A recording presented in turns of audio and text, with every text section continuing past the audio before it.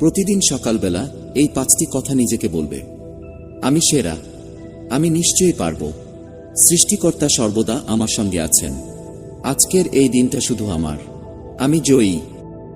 সমস্যা এলে কখনো এড়িয়ে যেও না, মুখোমুখি রুখে দাঁড়াও।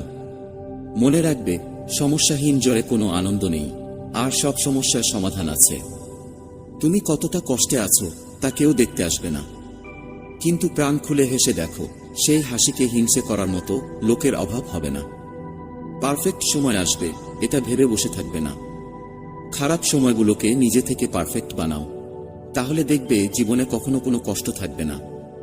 মানুষ বড়ই অদ্ভুত, ভদ্র আচরণকে দুর্বলতা ভাবে, আর বদমেজাজকে ব্যক্তিত্ব। মানুষের তুমি যত বড়ই উপকার করো না কেন, পরবর্তীতে তোমার সামান্য ভুল হলে সেই উপকারের কথা বিন্দুমাত্র মনে রাখবে না। চালাকির দ্বারা কোনো মহৎ কাজ সম্পন্ন হয় না। প্রেম, সত্যানুরাগ, মহাবীর্যের সহায়তায় সব কাজ সম্পাদিত হয়। অহংকার ত্যাগ করে সকলের সঙ্গে মিশবে। বালকের সরলতা ও গাম্ভীর্যশীল ভাব একসঙ্গে মেশাও। সম্প্রদায় বুদ্ধি ত্যাগ করবে। বৃথা তর্ককে মহাপাপ জ্ঞানে ত্যাগ করবে। যদি জগতে কিছুমাত্র পাপ থাকে, তবে দুর্বলতাই হল সেই পাপ। সকল প্রকার দুর্বলতাকে ঝেড়ে ফেলো। দুর্বলতাই পাপ, দুর্বলতাই মৃত্যু। নিজের উপর প্রবল বিশ্বাস রাখো, বাল্যকালে যেমন আমার ছিল, আর সেই বিশ্বাস বলেই আমি এসব কঠিন কাজ করতে সমর্থ হয়েছি।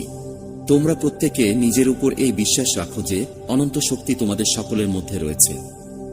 আমাদের পূর্বপুরুষগণ প্রাচীনকালে বড় বড় কাজ করেছিলেন, কিন্তু আমাদেরকে তাদের অপেক্ষা উচ্চতর জীবনের বিকাশ করতে হবে, এবং তাদের অপেক্ষা মহৎ কাজের দিকে এগোতে হবে।